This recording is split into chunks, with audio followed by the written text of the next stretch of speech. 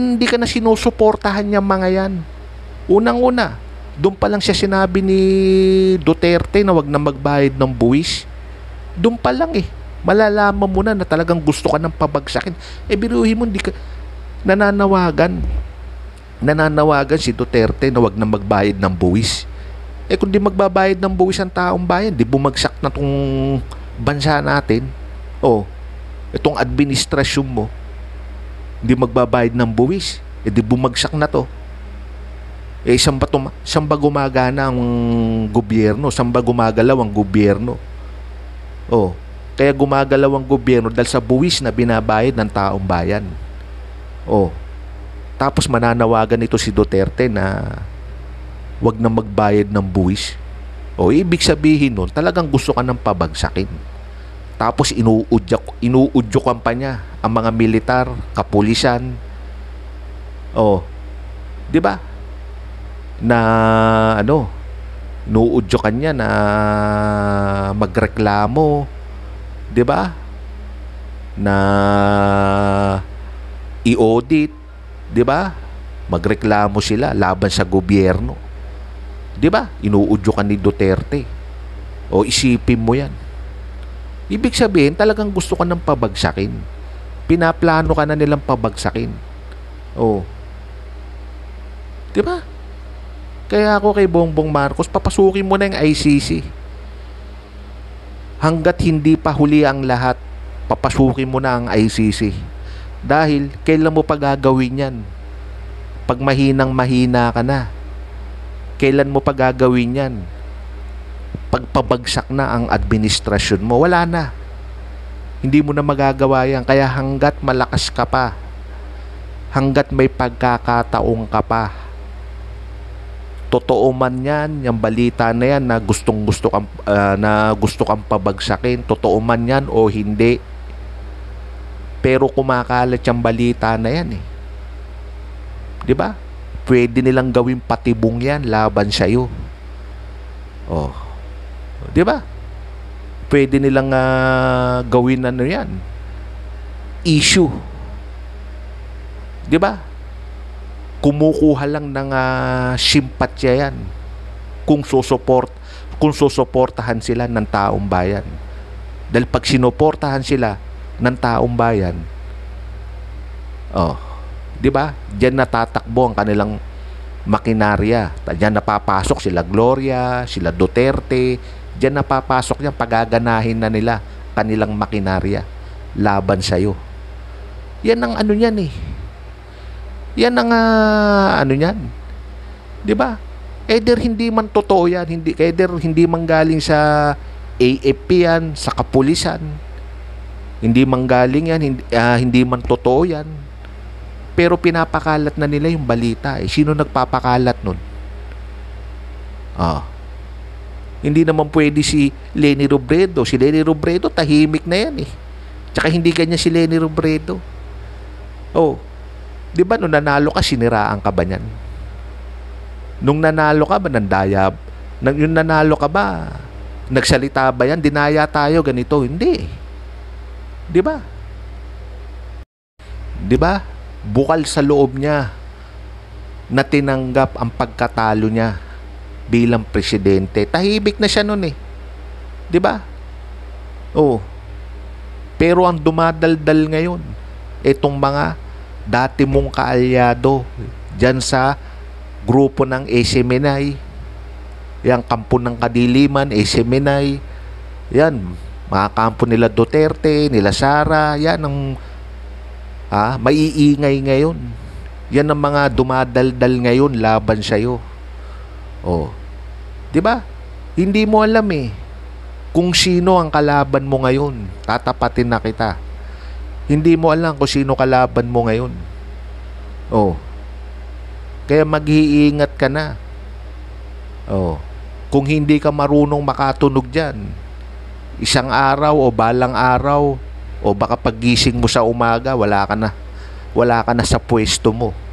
Magugulat ka na lang. Si Sara Duterte nang nakaupo ngayon. Kaya mag-isip-isip ka na.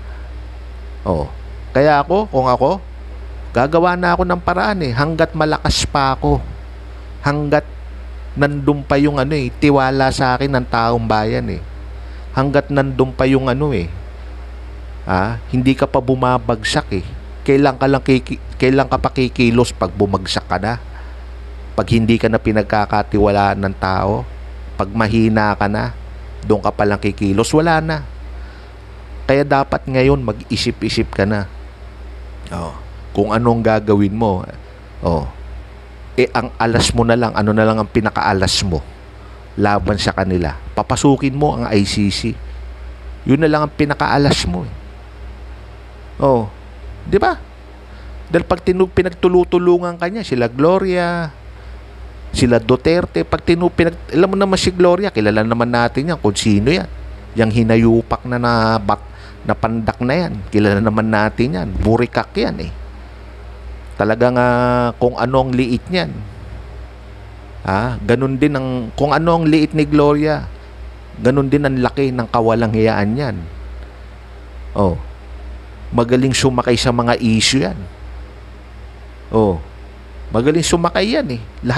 Lahat ito si Gloria sinasakyan eh. Di ba? Kaya mag-iingat ka na. Hanggat, sabi ko nga, hanggat nandiyan ka pa sa poder mo, hanggat malakas ka pa, hanggat hindi ka pa inuudyokan ng taong bayan na lumayas ka na dyan. Gumawa ka na ng paraan. Iligtas mo na ang sarili mo. Ano yung pinakaalas mo? Papasukin mo na yung ICC. Yan na lang ang pinakalaban mo.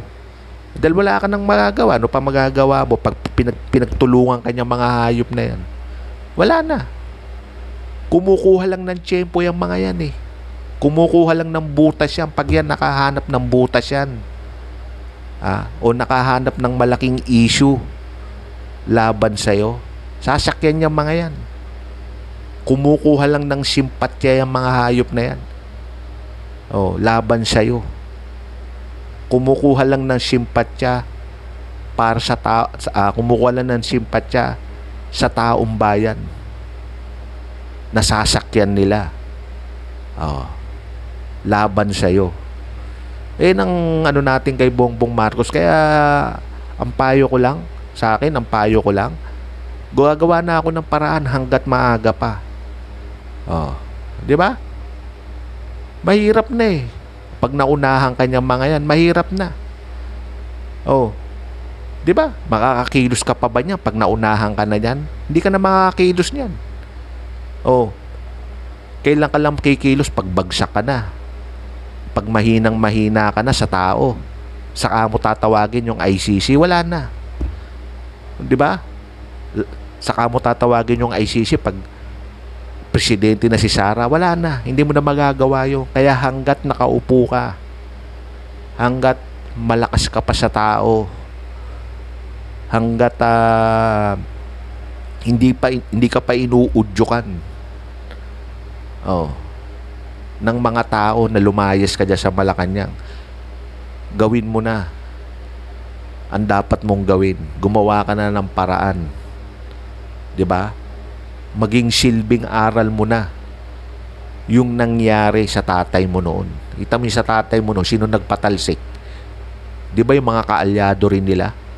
Yung mga kaalyado rin ng tatay mo, yun din ang nagpatalsik sa tatay mo eh. Ganyan din ang mangyayari sa'yo. Balang araw, ganyan din ang mangyayari sa'yo. Magigising ka. Sabi ka nga, magigising ka na lang ng isang araw, wala ka na sa pwesto mo. Iba na ang nakaupo. Yan sinasabi natin. Kaya ang alas mo na lang eh. Wala nang iba eh. Ang pinakaalas mo na lang para tumahimik na itong mga hayop na to eh. Yan, mga kampo ng mga Duterte. Para tumahimik na yan, ICC lang. Tapos na yung mga yan eh. Papasukin mo yung ICC. Wala na yung mga yan. Sila Sara, wala na yan. Dadamputin na yan. Doon na magpapaliwanag yan. Sila Bato. Linis ang ano mo. Diba? Linis lahat yan eh. Papasukin mo ICC, linis lahat yan. Dadamputin niya. Sila Duterte, sila Sara. Sino pa? Sila Bongo. sila Bato, oh, 'di ba? Sila Aguirre. Oh, 'di ba? Lahat ng involved. Oh. O dili ni siyang problema mo. 'Di ba? Pero hangga't nandiyan pa yung mga yan, sila Duterte nandiyan pa. Ginagamit nila yung SMNI at tuluyang kang babakbakin yan. Naghahanap lang ng tiyempo yung mga yan. Naghahanap lang ng malalaking issue yan para sakyan nila. Oh. 'Di ba? Yan eh. Ganyan ang mangyayari diyan. Totoo man yan balita na yan na pababagsakin ka o hindi na importante yun eh. 'Di ba? Kung totoo man yan o hindi na importante yun. Kung totoo man yan o hindi, o pagpalagay hindi totoo, o nagsalita na yung AFP, nagsalita na yung PNP na hindi totoo. O, pero may nagpapakalat niyan. Oh. May nagpapakalat na fake news laban sa iyo. Oh. Kumukuha lang ng simpatya yan. Oh. 'Di ba? May nagpapakalat niyan. Sino nagpapakalat niyan? Oh. 'Yan ang malaking tanong. Oh, syempre, ang nagpapakalat niyan yung mga dati mong kaalyado na ngayon bumabanat na sa'yo. 'Di ba? Bumabanat sa'yo eh. Oh, imbis na suportahan ka, binabanatan ka na. Bakit? Hindi nila nakuha yung gusto nila eh. 'Di ba? Hindi nila nakuha yung gusto nilang inaasam-asam na posisyon. Oh. 'Di ba? Oh, katulad nila Glenchong, nila Maharlika. Oh, sino pa? Nila Trixie Cruz Angeles. Sino pa? Sila Vic Rodriguez. 'Di ba? Oh, ngayon nasa kampo na nila Duterte yan. Oh, sila Sara, sila Gloria. Oh. 'Di ba? Oh, sila Duterte. Bumabanat na lahat sa iyo yan. Oh, yung dati mo mga kaalyado ngayon ngayon bumabanat na sa iyo. Oh. 'Di ba? Kaya mag-isip-isip ka na. Gumawa ka na ng paraan. Pag yan hindi mo natunugan yan. Pag mahina-hina ang pakiramdam mo dyan sa mga yan. Ako doon pa lang eh. Sa sinabi ni Duterte na wag na magbayad ng buwis, doon pa lang eh. Mararamdaman mo na eh. Makukutuban mo na, kumbaga sa makakaramdam ka na eh. 'Di ba? Ano ibig sabihin? Gusto kang pabagsakin nun. Biruin mo, uudyokan mo yung mga tao na wag na magbayad ng buwis. Ano ibig sabihin nun? Di bumagsak ang gobyerno pag hindi nagbayad ng buwis yung mga yan. Oh, pag hindi nagbayad ng buwis ang taong bayan, di bumagsak na gobyerno. Oh, kaya lang gumagalaw ang gobyerno dahil sa buwis na binabayad ng taong bayan eh. Tapos uudyokan ni Duterte na wag na magbayad ng buwis. Doon pa lang eh. Gusto ka nang pabagsakin eh. Doon pa lang kung medyo malakas, medyo maano ka makatunog. Doon pa lang eh, makakatunog ka na eh. 'Di ba? Tapos inuudyokan pa oh. Yung mga militar tsaka mga kapulisan. 'Di ba? Na magreklamo. O biruin mo, militar uudyokan mo na 'di ba mag-audit militar, 'di ba? Uudyokan mo na mag-audit, buksan ng hindi naman nila trabaho 'yun. Pero inuudyokan ni Duterte, doon pa lang makakatunog ka na na talagang gustong-gusto ka ng pabagsakin. Oh, 'di ba? Doon pa lang kung may nahina ang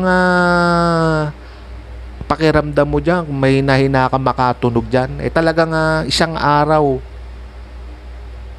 magigising ka na lang, wala ka na sa pwesto mo. Yun lang ang ko.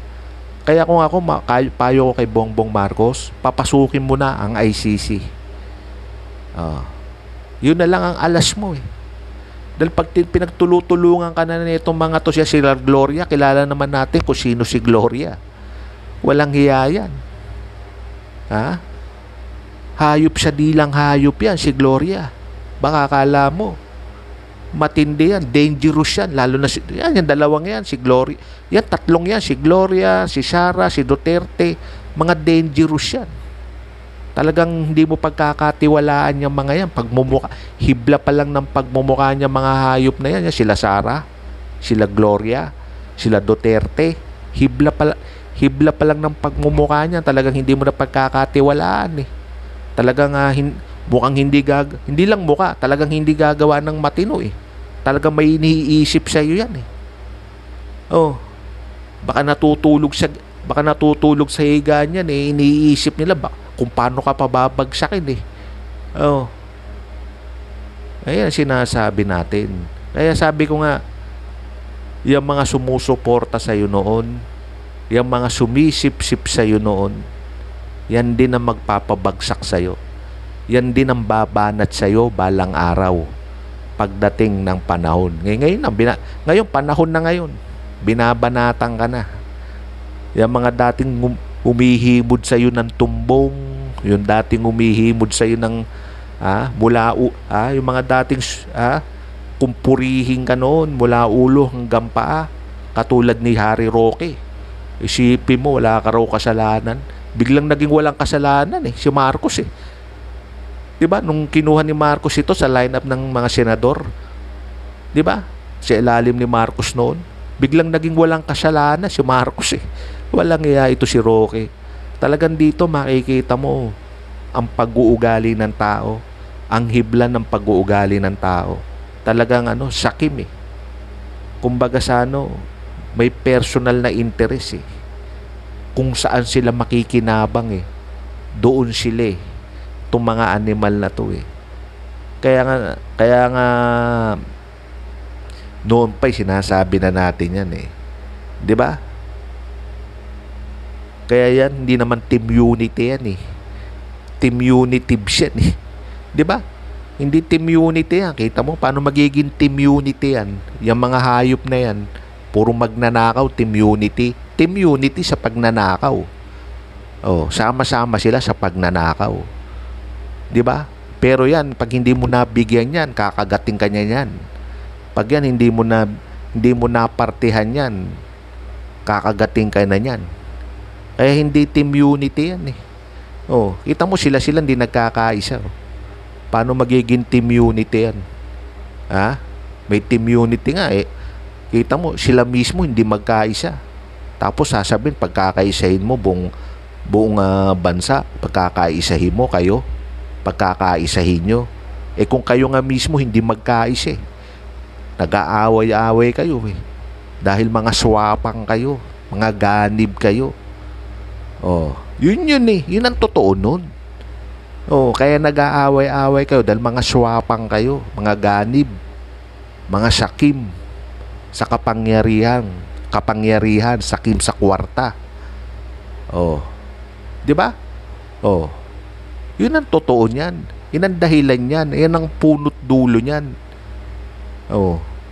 Kaya bumabagsak itong bansa natin dahil sa mga sakim, sa mga magnanakaw, mga swapang. Yan. Oh. Mga ganib sa kwarta, sa salapi, sa kapangyarihan. Oh. Yan ang sumisira sa bansa natin. Yan ang nagpabagsak sa bansa natin. Oh, 'di ba? Eh tayo, dire-diretso tayo rito dahil totoo lang tayo. Kung ano yung totoo, kung ano yung tama, yun eh.